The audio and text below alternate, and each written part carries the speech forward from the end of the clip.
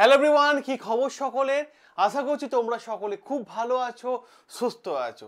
এমন একটা জব বিজ্ঞপ্তি নিয়ে আমি এখন তোমাদের সামনে আসলাম, অনেকটা বড় ইম্পর্ট্যান্ট গুরুত্বপূর্ণ। হ্যাঁ, যোগ্যতা কি জানো? মাত্র উচ্চ মাধ্যমিক পাশে।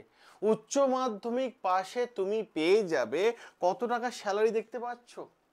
কত টাকা স্যালারি দেখতে পাচ্ছ? কত টাকা স্যালারি? প্রচুর স্যালারি, প্রচুর স্যালারি। আর এই চাকরিটা হচ্ছে কেন্দ্রীয় সরকারের একটা পার্মানেন্ট স্থায়ী সরকারি চাকরি। আর লোকেশন, জব পোস্টিং কোথায় হবে? এমন একটা জায়গায় হবে যে জায়গায় মানুষ টাকা খরচা করার জন্য যায়।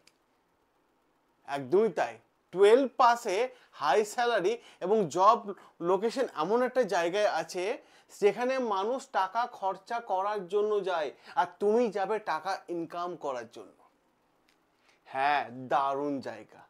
সমুদ্রের ধারে তোমার বসে চাকরি, কেন্দ্রীয় সরকারের পার্মানেন্ট স্থায়ী সরকারি চাকরি, তাও আবার ভালো বেতনের সাথে 12 পাস। ঠিক শুনছো, 12 পাস। আর কি চাই? যেখানে মানুষ টাকা খরচা করার জন্য যাচ্ছে আর তুমি যাবে টাকা ইনকাম করতে। কোথায়? দেখে নাও পুরো বিষয়টা। এই যে পুরো বিষয়টা আমরা যেটা দেখবো, ন্যাশনাল ইনস্টিটিউট অফ ওশেনোগ্রাফিতে চাকরি। ক্লিয়ার? ভালো পোস্টিং, ওশেনোগ্রাফিতে চাকরি, কেন্দ্রীয় সরকারের পার্মানেন্ট স্থায়ী সরকারি চাকরি। ওকে, দেখো এর আবেদন শুরু হয়েছে 26শে মে। ক্লিয়ার? সকাল 9টা থেকে শুরু হয়েছে আবেদন এবং আবেদনের শেষ জুন 24। ঠিক আছে, এই মাসে 24 তারিখ হচ্ছে লাস্ট ডেট। পরীক্ষা বলে দিয়েছে first week of July. Clear? First week of July পরীক্ষা। বোঝা গেল? মানে এমন একটা চাকরি, আমি তোমাকে বলি, যার রিক্রুটমেন্ট হয় খুব তাড়াতাড়ি। মানে এই মোটামুটি ধরো 6 থেকে 7 মাসের মধ্যে জয়নিং লেটার পেয়ে যাবে গোয়াতে বসে একদম সুন্দর পরিবেশে। দেখো, এটা অনলাইন মোডে তোমাকে আবেদন করতে হবে। ঠিক আছে, জব লোকেশন কোথায়? গোয়া। শুরুতেই আমি তোমাদের বললাম না, যেখানে মানুষ টাকা খরচা করার জন্য যায়, তুমি যাবে টাকা ইনকাম করার জন্য। তুমি যাবে টাকা ইনকাম করার জন্য বাবা। ঠিক আছে, আর এটা হচ্ছে পার্মানেন্ট স্থায়ী সরকারি চাকরি। এবার বিষয়টা হচ্ছে কেন এই চাকরিটা কেন সেরা? এই চাকরিটা কেন সেরা একটা গুরুত্বপূর্ণ প্রশ্ন, তাই তো? দেখো, কারণটা হচ্ছে এই চাকরিটার মধ্যে ডিএ পাবে। ঠিক আছে, হাউস রেন্ট পেয়ে যাচ্ছ, এইচআরএ পেয়ে যাচ্ছ, ট্রান্সপোর্ট অ্যালাউন্স পেয়ে যাচ্ছ। তাহলে তিনটে জিনিসই পাচ্ছ ভাই, পার্মানেন্ট জায়গা। ক্লিয়ার? সাথে সাথে মেডিকেল এক্সপেন্সেস পেয়ে যাচ্ছ, মেডিকেলের জন্য পাচ্ছ, লিভ অ্যালাউন্স পাচ্ছ।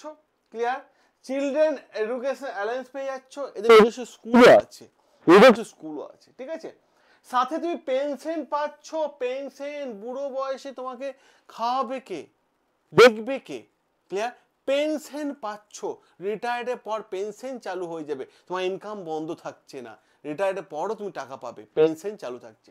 ওকে, আর সাথে সাথে এখানে তুমি কি করছো? কেরিয়ার প্রমোশন পেয়ে যাচ্ছ, কেরিয়ার গ্রোথ পেয়ে যাচ্ছ। এই জন্য এই পরীক্ষাটা, মানে এই জবটা সেরা জব একটা। ওকে, এবার দেখো পরে যে বিষয়টা দেখাবো, এই যে রিজিওনাল অফিস কোথায় কোথায় আছে? গোয়া, মুম্বাই, ঠিক আছে, কোচিন, ঠিক আছে, স্পেলিং মিস্টেক আছে, বিশাখাপট্টনম। ওকে, বোঝা গেল? এই যে চাকরিটা হচ্ছে সম্পূর্ণ পোস্ট হচ্ছে গ্রুপ সি লেভেলের এবং আবেদন তোমাকে অনলাইন মোডে করতে হবে।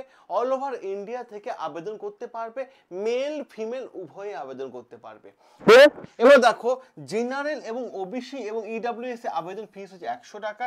এসটি এসসি পিএইচডি কোনো পয়সা লাগছে না, কোনো পয়সা লাগছে না।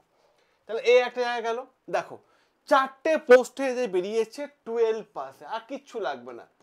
তুমি বলো স্যার 12 পাসে আইটিআই লাগবে, ডিপ্লোমা লাগবে, কিচ্ছু লাগবে না। 12 পাস করেছো, নাম্বার কত দরকার নেই, পাস করেছো আবেদন করো। ঠিক আছে, জুনিয়র সেক্রেটারি অ্যাসিস্ট্যান্ট, ঠিক আছে, তারপর আছে সেক্রেটারি অ্যাসিস্ট্যান্ট, আচ্ছা স্টেনোগ্রাফার। ক্লিয়ার? এই দুটো হচ্ছে মেন পোস্ট, এই দুটো হচ্ছে মেন পোস্ট। বোঝা গেছে?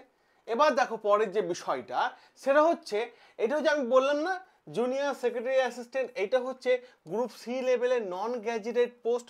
স্যালারি দেখে রাখো, মানে সেক্রেটারি অ্যাসিস্ট্যান্টে 19,900 থেকে 63,200। ঠিক আছে, 7 পে কমিশন অনুসারে চলছে। ক্লিয়ার? এরপর দেখো যেটা চলছে সেটা হচ্ছে স্টেনোগ্রাফার, ঠিক আছে, এটাও গ্রুপ সি লেভেলের নন গ্র্যাজুয়েট, ঠিক আছে। পে লেভেল 2 অনুসারে পাবে কত, 25,500 থেকে 81,100, এটাও 7 পে কমিশন অনুসারে পাবে। ক্লিয়ার? এরপর তো 8 পে কমিশন তো চলে এসেছে, এটা লাগু হয়ে গেলে তো ভাই এটা 1 লাখ টাকা হয়ে যাবে স্যালারি। ক্লিয়ার? 1 লক্ষ টাকা স্যালারি হয়ে যাবে। বোঝা গেল? এই একটা জায়গা ক্লিয়ার হয়েছে। এবার দেখো বয়স কি হতে হবে। বয়স দেখো স্টেনোগ্রাফারে বয়স হতে হবে 18 থেকে 27, ছাড় দেওয়া আছে, ঠিক আছে। ওবিসিদের বয়সে 3 বছর ছাড় দেওয়া আছে। ক্লিয়ার? যাদের ওবিসি আছে তারা 30 বছর পর্যন্ত দিতে পারবে। ক্লিয়ার? বোঝা গেল? আর এসটি এসিদের এদের বয়সে ছাড় দেওয়া আছে 5 বছর, এরা 32 বছর বয়স পর্যন্ত আবেদন করতে পারবে, ঠিক আছে। জুনিয়র সেক্রেটারি অ্যাসিস্ট্যান্টে এ হচ্ছে 18 থেকে 28। ক্লিয়ার? 18 থেকে 28 পর্যন্ত আছে, এদেরও ওবিসিদের 3 বছর ছাড় আছে এই পোস্টে। ক্লিয়ার? আর এসটি এসিদের 5 বছর ছাড় আছে। আর এজ লিমিট কাউন্ট হবে 24/6/2025 অনুসারে, বয়সে ছাড়পত্র আছে। এইটার কি কোনো মানে নোটিফিকেশন আছে? হ্যাঁ নোটিফিকেশন আছে তো, আমি তোমাদের অফিসিয়াল নোটিফিকেশনও দেখিয়ে দিচ্ছি, অফিসিয়াল নোটিফিকেশনও দেখিয়ে দিচ্ছি তোমাদেরকে, আমি তোমাদের অফিসিয়াল নোটিফিকেশনও দেখিয়ে দিচ্ছি এখন। দাঁড়াও একটু দাঁড়ান দেখিয়ে দিচ্ছি। এইটা হচ্ছে অফিসিয়াল নোটিফিকেশন, এই যে পুরো নোটিফিকেশন, এই যে লেখা আছে দেখে রাখো, 26/5/2025 আবেদন শুরু হয়েছে সকাল 9টা থেকে, লাস্ট ডেট বলে দিচ্ছে 24/6/2025।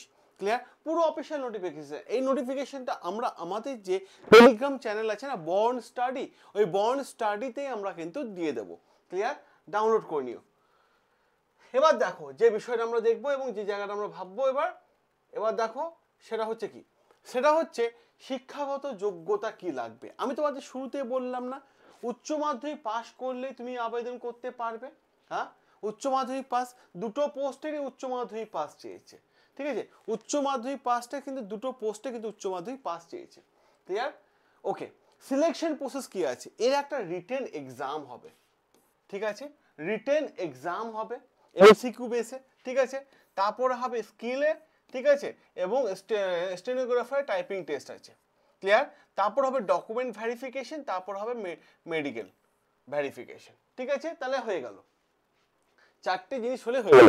মোট কথা মাথা রাখার চেষ্টা করো ভাই যে 6 থেকে 7 মাসের মধ্যে 81,000 টাকা চাকরি, ঠিক আছে।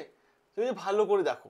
এবার দেখো এখানে কোন কোন পোস্টে কি টাইপিং চেয়েছে দেখো।